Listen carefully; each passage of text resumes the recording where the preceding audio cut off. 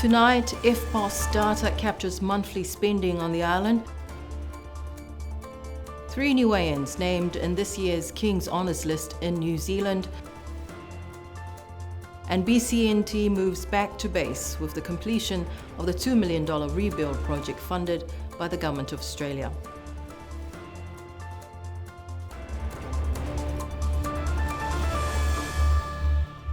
Whakaalofala here to good evening. I'm Esther Pavihi. Welcome to our BCN Bulletin for tonight.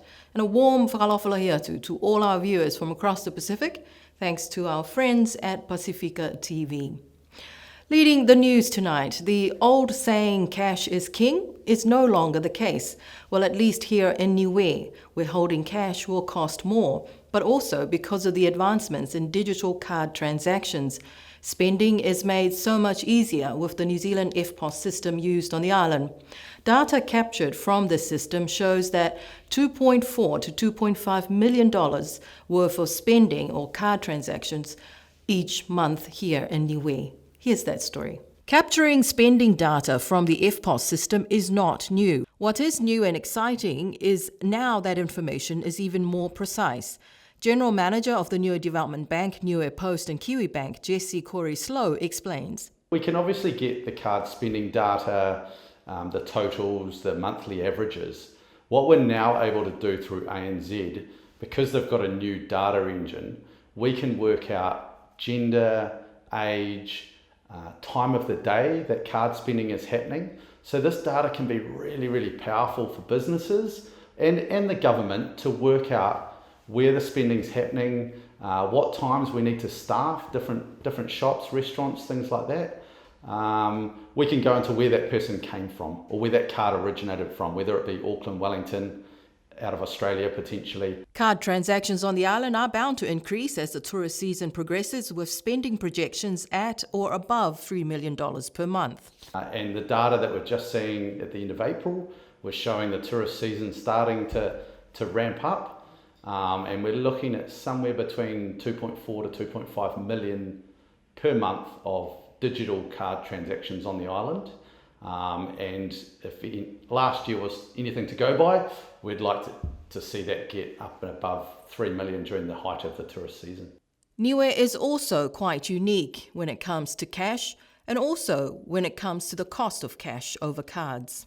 We do a rolling average just to track if the card spending has gone up, because what we're really looking for is the digital payments and all the card spending to increase as people come into the digital age and more of using the apps and internet banking. What we're really seeing is cash does have a cost, a big cost to us, and the digital payment channel is a lot less labour intensive and is a lot smoother going to and from your bank account and to the business account. While most tourists visiting Niue are using cards, some are still bringing in cash. Niue is a really interesting island, the only in the Pacific, South Pacific, where it has more cash going off the island than coming on. So we're doing a lot of different work trying to educate mainly tourists to come on island with less cash because there's such a brilliant digital payment network on the island. The data captured through card transactions on the island will be a valuable tool for local businesses and policymakers. The information is quite remarkable, right down to the time of spending or when customers are more likely to spend, or even the age and gender of the card holder. We're seeing obviously Monday to Friday is the busy time. Sunday's the lowest card spending, and that's probably people are at church still using cash and different events like that. We're certainly seeing midday, anywhere from 11 a.m. to 2 p.m. is the busiest time. And really interesting when you delve into the gender stats. We've got more of our younger males, under 20, 25. They've actually far and away bigger card spenders or card users. But as we get into the retirement age, it is almost a 50-50 split. So our retirement population, the males and the females, they've got the same use of card spending. So it's really, really interesting and something that we're going to continue to look into and track. BCN News will provide regular monthly reports about the status of the economy using data obtained from digital spending on the island in our future bulletins, thanks to our friends at the Niue Development Bank, Kiwibank and Niue Post. 3 Niueans were included in the New Zealand King's Birthday Honours list over the weekend. They are Meleua Enda Ikiua, John Jr. Kumitau and Zora Feilo Makapa. To be members of the New Zealand Order of Merit are Meleua Enda Ikiua for services to Wangahau Niue and education, and also John Jr. Kumitau for services to the Pacific community. To receive the Honorary King's Service Medal is Zora Estelle Feilo Makapa for services to the Niue community and the arts. I spoke to Meleua Ikiua and John Jr. Kumitau earlier this week. Meleua is a teacher and a passionate advocate of the Wangahau Niue. She hails from the villages of Hakupu and Avasele. I got here because the people that I've aligned with, the family, the friends, colleagues, so, and I guess that Monday morning was, all right, okay, wow. So I think I'm still getting overwhelming this week because in platforms it's been, when I say exploding, it's like, and, as I do, I'm so used to being, I didn't do it for the accolades. I did it because there was a need for us. I did it for our future generation, like the work, and I love it. And I think there's a difference when you're passionate about something you do. You just keep going, you keep grinding, and you don't wait to stop. Wait, are you going to recognize me? You don't do it for that. And now when they acknowledge it and say, you deserve it, it was like, ooh, I'm not used to that. I'm used to the hands-on, stand at the back end and watch our people grow. That's what I'm used to. Born and raised in New Zealand, Meleua spoke fondly of her late grandfather, Ikinepule, who planted the seed and encouraged her to learn Wangahau Niue. My grandfather came down to a parent-teacher interview, and everyone has where the seed was first planted. And of course, my German teachers and French teachers were in awe of how I was learning German and French. And I was the bomb diggity sitting next to my grandpa, see. And this was Papa Ikinepole. Only for him to turn around, he goes, that's fine, but I don't know why my granddaughter is learning your languages when she should be doing Wangahau Niue.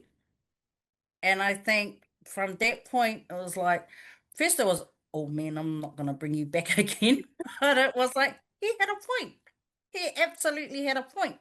But if you asked me back then, what else was I to take? There was no Wangahau Niue back then. There was nothing on offer. There was Ngana Samoa, but they made it clear that you had to be Samoan. So it was like, does a smidgen count? But no, Māori classes were full. And there was only French and German. So that forced me to take those languages. But to have our language as an option now in college is so stoked about that. But in terms of who this award for, again, it's for my ancestors, my grandparents, my parents, Hano Whaniki, Iwiningi Ikiua, and I guess the whole village who's backed me, my kids and my colleagues at Alfriston College. Again, it's not something that I've walked alone. Everything that I've had my hand in to do, it's the team who walk with me, beside me, and always encouraging me. So it's for all of us. Meleua said that fear of making mistakes often discourages Niueans born and raised in New Zealand about learning and sustaining the Wangahau Niue. Encourage our people to say, hey, take a go, whether you're swearing. And, yes, I was swearing myself one time, learning as a New Zealand born, but, through those mistakes, we got to learn to make those mistakes, embrace those mistakes and carry on, not embrace those mistakes, cringe, and then that's where it'll die. But if we have the mindset, hey, I made a mistake, here's the correct way to go about it, let's do it, let's carry on, and then keep empowering yourselves. And I think that was a mindset, growing up so long, if you make a mistake, oh, no, I don't want to do it. No, I get teased a lot. But now it's changing, like you make a mistake, you learn from it, and those mistakes turn out to be quite some funny stories. But again, when we learn from our mistakes, it empowers us. We remember the rule, we know why we don't say it like that, and we just keep getting better and better. After spending many years on getting the Wangahau Niue into the New Zealand NCEA curriculum, she speaks about her passion and goal to see the Wangahau Niue taught at university level. Another recipient of the King's Honours Awards is John Jr. Kumitau, as a member of the New Zealand Order of Merit. Kumito told BCN News that when he received the email informing him of his nomination, he actually thought it was a mistake. Kumito has spent the last 20 years working to build the Pacifica community in Whangarei. Now they have a small community base, but he said that there is more work to be done because there is an increasing number of Pacifica people living in Northland, and the long-term plan is to build a bigger place for them. Absolutely honour and privilege to have the King's honour. I just want to shout out to everyone behind the scene, and all the Niueans are doing a great, absolutely awesome work out there. Just keep doing what you do. And I told the newspaper, I do what I do, not to achieve something, but if it comes, I'll accept it for our people. John Jr. Kumito is also a strong proponent of the Wangahau Niue, and he uses it in his work, something he said is well received by the tangata whenua. He credits his grandparents, Fotukiulu and Anili Kumito, for the values instilled in him growing up in Niue. I brought them over to Niue last year, my family, and they love it. And one of my girls work at a pharmacy. She's thinking of coming over and just have a look over there and see what's there for her. So our beautiful island, man. Everybody talks about it too here in Northland, and to our people here in Northland and Te Tatukaro, from all our communities. It's awesome. 188 New Zealanders were awarded for their services in the King's Birthday Honours this year from a range of areas including arts and media, business, community work, education, science, health and sport. And we'll bring you more next week when we speak with Zora Felo Makapa. And in other stories, after 5 years of working in makeshift studios and offices, the team at BCN are finally back to base. This week, we returned to newly refurbished studios and our new offices here at Fonuakula.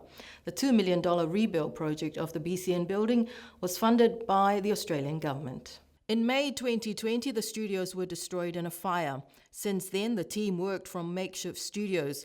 Several months ago, Radio Sunshine was shifted temporarily to the National Disaster Management Office, and the BCN team moved to the Met Services at the airport. General Manager Trevor Siakia says that the BCN team are very happy to be back in our offices, acknowledging and thanking the Government of Australia for the assistance to rebuild BCN. The new office is modern and spacious, providing a safe and comfortable space for the reporters and the BCN team. Disability access and facilities are also provided in the new building. While the team has started working from the new offices, more equipment will arrive over the coming months for the studios. Also happening this month, a team of technicians from China are on the island working with BCN technicians to upgrade the radio and TV transmissions and to service the transmission towers as part of a 5-year project. The work on the TV Niue network will continue until the network is fully upgraded and rolled out by the 1st of July. This project is funded by the People's Republic of China. And in our feature segment tonight, multidisciplinary artist and designer Katrina Iosia Sipeli spent the last 7 weeks on the island as an artist in residence, an initiative of Creative New Zealand in collaboration with the government of Niue. Sipeli is the first artist in residence under this program, designed to connect Niuean artists in New Zealand with the island to inspire their artwork. Katrina Iosia Sipeli spoke to BCN News about her work. Born and raised in Auckland, New Zealand, Katrina last visited Niue in 2006, so coming back this time was even more exciting when she arrived in March for the Arts Festival. I do everything from painting, sculpting, printmaking, photography, you name it, I've done it. I've also successfully moved that work into digital mediums like augmented reality, virtual reality, did a little bit of testing through AI, so a lot of digital mediums now. Katrina said that her work has always been inspired by Niue as a coral atoll. She showed us some of her pieces that she had worked on over the past few weeks. So I wanted my sculptures to be able to tell the story for myself being here. So the black background is the night, and then you've got the vibrant colours, which is inspired by, the vibrancy of the people. culture and also the coral itself. So this is actually like a new series. I kept all the colours bright. I've used a bit of the land, which is the coconut shells that you'll be able to see underneath, and a bit of the builder's materials, which you can see is all the big and bumpy ridges on it. So Katrina was also stoked that while here in Niue, another project she collaborated on with other artists was launched in Australia with the design of the new Rugby League Cronulla Sharks team jersey. actually, so because my project here is, it was research based. So that was collecting and documenting the land to the sea, the food, the people. So just everything on the land. With that, I can go away from here, like have some reflection and then allow it to inform the new body of work that I create. And that'll feed my practice for a long time. Before coming to Niue, Katrina said that she wasn't too sure what to expect, but she was determined to begin with an open mind. Overall, just a huge amount of appreciation here and gratitude to the people. Just being welcomed here with open arms has been really heartfelt, really warming. So it's always, so since being here, it's always felt more homely. I wasn't too sure, like I said, how I'd feel about being here, but being open-minded, just gravitating to everything and everyone that's here has been really great, and the support is massive. After 7 weeks on the island, she returns to New Zealand with a sense of achievement and inspired by her experience, motivated to expand her work as a multidisciplinary artist and designer. And in sports, the Niue Primary School annual sports and athletics competitions were held at Paliasi Grounds last Friday. One of the highlights of the school calendar, and a big day out for the families on the island as crowds flocked to Paliasi to watch the marching and the little ones compete for the coveted title of Niue Primary School Athletics Championship for the year, which this year went to Team Paeko. Here are the highlights and the final results of the students and the 4 sports teams and their efforts on the day.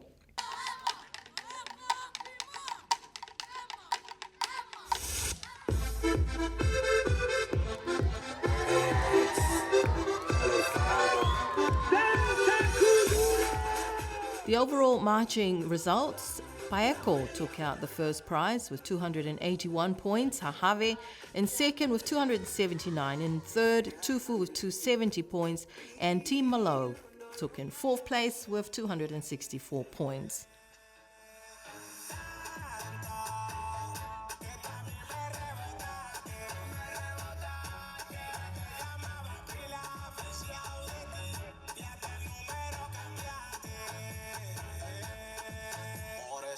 One of the other highlights of the day is the Sika Championships. This year, that Sika Championship for the young boys went to Erin Matangianga from Team Paeko. For the girls, Olafua new champion, Mapualangi Puletama from Malo. This year, the overall placings of all the team champion for 2025 goes to Paeko, in second place Malo, Tufu in third, and Hahave in fourth.